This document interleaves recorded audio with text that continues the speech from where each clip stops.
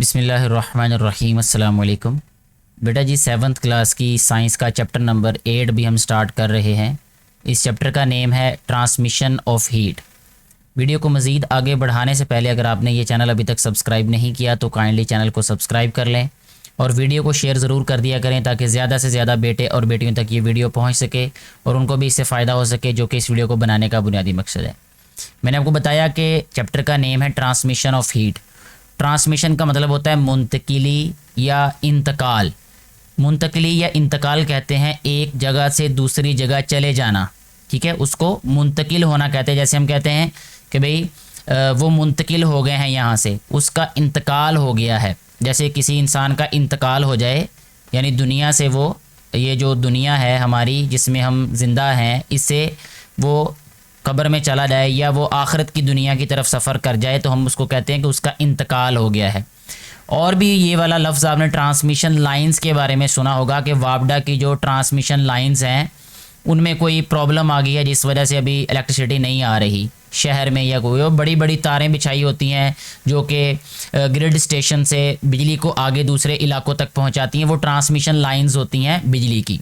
तो ट्रांसमिशन का मतलब है कि एक जगह से दूसरी जगह लेकर जाना। ऑफ हीट हरारत को, यानी अब हम बात करेंगे कि हरारत जो है वो एक जगह से दूसरी जगह कैसे जाती है या हरारत को कैसे एक जगह से दूसरी जगह ले जाया जा सकता है, इस बारे में ये चैप्टर है।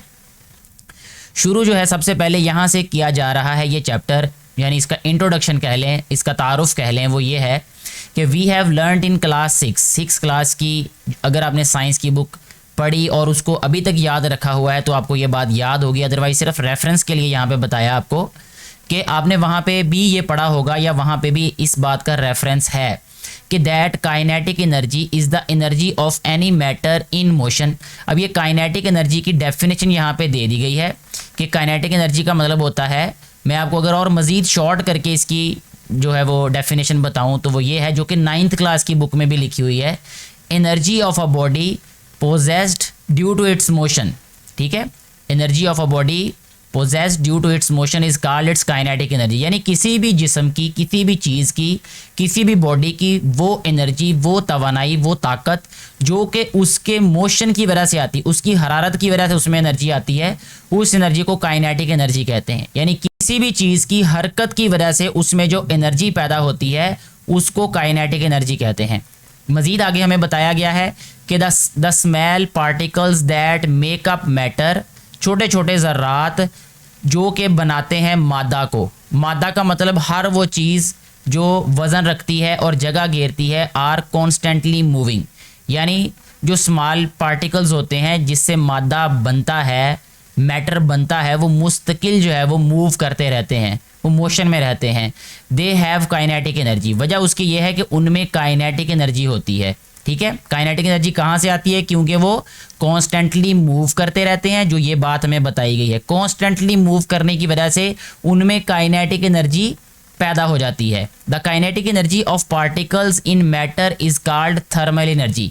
अब यहाँ पे हमें बताया गया है थर्मल एनर्जी की डेफिनेशन कि वो काइनेटिक एनर्जी पार्टिकल्स की जो कि मादा में हो उसे क्या कहते हैं? थर्मल एनर्जी कहते हैं। थर्म का मतलब असल में हीट होता है, वो आगे हमें बताया भी है। When thermal energy is transferred, जब हरारत की एनर्जी जो है वो ट्रांसफ़र होती है, it is known as heat, उसे हीट कहते हैं, उसे हरारत कहते हैं। The word thermal mean heat. Therm का मतलब होता है हरारत। ये आप बड़ी क्लासेस में इस वर्ड का मीनिंग पढ़ेंगे जो कि आपने अभी याद में मैंने भी आपको बता दिया है, तो इसलिए आप इसको याद रखिएगा कि थर्म का मतलब होता है हीट या हरारत। उर्दू में हरारत कहते हैं, अंग्रेज़ी में इसको हीट कहते हैं। Heat is the thermal energy. हरारत जो है वो असल में थर्मल एनर्जी है, यानी हरारती तवानाई है। That flows from an object, जो किसी भी जिस्म में फ़्लो करती है। फ़्लो का मतलब होता है बहना। जैसे पानी है, पानी का अगर हम कोई जग या कोई गिलास उंडेलें तो वो एक जगह से दूसरी जगह खुद ब खुद ही चला जाता है, ठीक है। इसी तरह जो हीट है ये थर्मल एनर्जी होती है और ये फ़्लो करती है, ये एक जगह से दूसरी जगह मुंतकिल होती है। ये heat flows from an object at higher temperature to an object at lower temperature. अब यहाँ पे उन्होंने उसूल बता दिया है कि हीट फ्लो कब करेगी और कैसे करेगी। हीट जो है वो फ्लो करती है एक ज़्यादा टेम्परेचर वाली बॉडी से कम बॉडी वाली कम टेम्परेचर वाली बॉडी की तरफ, यानी एक बॉडी में जहां टेम्परेचर ज़्यादा होगा वहां से जो वो टेम्परेचर जो है वो ट्रांसफ़र होगा, वो ट्रांसमिट होगा उस तरफ जहां पर वो टेम्परेचर कम होगा। In this chapter we shall learn about different modes of heat transfer. अब इस चैप्टर ये जो हम पढ़ेंगे, ये जो चैप्टर नंबर 8 है, इसमें हमने यही पढ़ना है कि जो हरारत की मुंतकली के मुख्तलिफ तरीके क्या हैं, मोड्स क्या हैं, उसके क्या क्या मेथड्स हैं, वेज क्या हैं उसके। सबसे पहले यहाँ पे उन्होंने हमें बताया है कि ट्रांसफ़र ऑफ हीट के बारे में थोड़ा सा और उन्होंने हमें इंट्रोडक्शन ही दिया है। अभी हम इसको सिर्फ इसकी बेस को बिल्ड कर रहे हैं। अभी ये जो टॉपिक्स हमने पढ़ने हैं हरारत की मुंतकली के बारे में, आपको थोड़ा सा उसका बेसिक कॉन्सेप्ट दिया जा रहा है।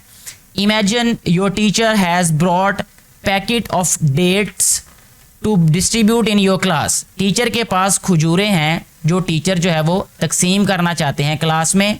तो कहते हैं द टीचर हैज़ 3 ऑप्शंस।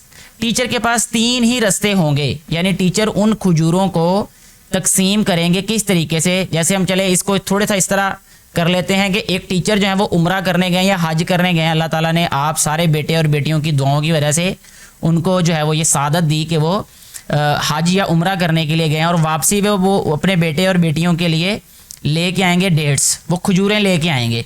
तो खजूरें जब वो क्लास में लेके आएंगे तो वो तकसीम करना चाहते हैं सारे बेटे बेटियों में, ठीक है। तो उनके पास 3 ही तरीके होंगे। क्या करेंगे? सबसे पहला तरीका उनके पास कौन सा होगा? गौर से सुनिएगा ज़रा ये आप। The teacher can give a packet of dates to first student. Teacher क्या करेंगे? वो सारे का सारा पैकेट पहले नंबर पे जो बैठा होगा बेटा या बेटी, अगर वो बेटों वाली क्लास है तो एक बेटे को दे देंगे, अगर बेटियों वाली क्लास है तो वो एक बेटी को दे देंगे। To first student and ask him or her to pass on to the next student and then next student passes it further. In this way each one of you will receive a packet without moving from your place. तो ऐसा होगा कि वो जो dates होंगी वो बच्चा जो है वो एक खजूर खुद रखेगा, पैकेट आगे दे देगा, फिर वो एक खजूर रखेगा, पैकेट आगे दे देगा, खजूर रखेगा, पैकेट आगे दे देगा। इसी तरह वो डिस्ट्रीब्यूट करते करते करते किसी स्टूडेंट को भी अपनी जगह तब्दील नहीं करनी पड़ेगी और सब के हिस्से में वो खजूरें जो है वो डिस्ट्रीब्यूट हो जाएंगी, यानी सब में तकसीम हो जाएंगी। एक तो तरीका ये है कि वो अपनी स्टूडेंट जो है वो कोई भी जगह नहीं छोड़ेगा, जस्ट जो है वो क्या करेगा, पैकेट आगे पास ऑन कर देगा, ठीक है। तो तकसीम हो जाएंगी सारी की सारी खजूरें। दूसरे नंबर पे टीचर के पास ऑप्शन क्या है कि टीचर ये करेंगे कि the teacher can ask students to line up. Teacher क्या कहेंगे, बेटे लाइन बना लें सारे बेटे या सारी बेटियां, and come to his table one by one. एक एक करके सारे बच्चे आए टेबल पे, यानी टीचर के पास आए। तो after receiving the packet every student moves back to his or her seat. तो हर स्टूडेंट जो है वो अपनी खजूर लेगा और अपनी जगह पे जाके बैठ जाएगा। यानी पैकेट भी हो सकता है, बाज़ दफ़ा वो पैकेट के अंदर जो है वो उसको पैक किया होता है, लेकिन हम ज़रा थोड़ा सा इसको एक एक खजूर पे ले जाते हैं कि भाई एक एक खजूर दे देते हैं। पैकेट पूरा बड़ा है क्योंकि बाकी सेक्शंस में भी टीचर ने डिस्ट्रीब्यूट करनी है, तो इक्तफा हम करते हैं एक एक खजूर पे ही, ठीक है। या अगर पैकेट्स बनाए होंगे टीचर ने तो वो पैकेट ला के बेटों को और बेटियों में तकसीम कर देंगे। Move back to his or her seat. तो दूसरा मेथड ये किया टीचर ने, दूसरा तरीका वो ये अपना सकते हैं कि वो बेटों को या बेटियों को यानी स्टूडेंट्स को ये कहेंगे कि भाई आप लाइन अप हो जाएं, एक एक बच्चा आए और अपना पैकेट लेके या अपने हिस्से की खजूर लेके वो जाके अपनी जगह पे बैठ जाए। 2 तरीके अभी उन्होंने हमें बताए, हम इसको थोड़ा सा रिवाइज कर लेते हैं क्योंकि ये बहुत इंपॉर्टेंट है सारे चैप्टर को समझने के लिए। एक टीचर जो है वो उसके पास खजूरों का पैकेट है या खजूरों के पैकेट हैं, दोनों तरह से आप इसको अपने जहन में जैसे एग्जाम्पल आपको आसानी से समझ आती है वैसे इसको समझ सकते हैं। अब वो टीचर जो है वो खजूरें तकसीम करना चाहते हैं बच्चों में, तो एक तरीका तो ये है कि टीचर पहली सीट पे बैठने वाले बच्चे को वो पैकेट दे दे और उसको कहे बेटे आगे पास करते जाएं। वो अपने हिस्से की खजूर लेगा, पैकेट आगे कर देगा, या वो सारे पैकेट्स में एक पैकेट खुद रखेगा, बाकी जो शापर होगा या जो भी जिसमें भी वो होंगे सारे पैकेट्स तो वो आगे पास ऑन कर देगा। वो ऐसे सारी क्लास में वो जो है वो पैकेट घूमता फिरता रहेगा और हर बच्चे को उसका हिस्सा मिल जाएगा। ऑप्शन 2 में ये होगा कि टीचर ये कहें स्टूडेंट्स को कि बेटे आप लाइन अप हो जाएं, सारे बारी बारी मेरे पास आएँ, मैं आपके हिस्से का पैकेट आपको यहीं पे दे देता हूँ। यानी टीचर अपनी जगह ना छोड़ें, टीचर वहीं पे रहे अपने टेबल पे और टीचर के पास सारे बच्चे आएँ बारी बारी और वो अपना पैकेट लेके चले जाएँ। अच्छा, तीसरा ऑप्शन जो है वो लास्ट ऑप्शन वो ये हो सकता है कि the teacher can just throw a packet towards each one of you. Teacher वहीं से जो है वो उसको जब बारिश करना शुरू करें भी, एक पैकेट एक की तरफ फेंका, दूसरा दूसरे, क्रिकेट वाला हिसाब, यानी क्रिकेट के कैच बेटों में तो ज़रा ये थोड़ा सा इंटरटेनमेंट वाला हिसाब हो जाएगा कि टीचर ये चेक करें, चलो जी बेटा जी हम ज़रा आज चेक करते कौन कौन कैच अच्छा पकड़ लेता है और कौन अच्छा कैच नहीं पकड़ सकता। बेटियां भी डेफिनेटली कैच पकड़ सकती होंगी, तो टीचर जो वहाँ से थ्रो करें, ठीक है, तो हर एक को तब भी उसका हिस्सा मिल जाएगा, यानी उसके हिस्से की जो खजूर होगी या पैकेट होगा वो उसको मिल जाएगा। Much the same way heat energy transfers from a hot body to a cold body, और इसी तरह से जो हीट होती है वो हॉट बॉडी से कोल्ड बॉडी की तरफ ट्रांसफर होती है या वो ट्रांसमिट होती है।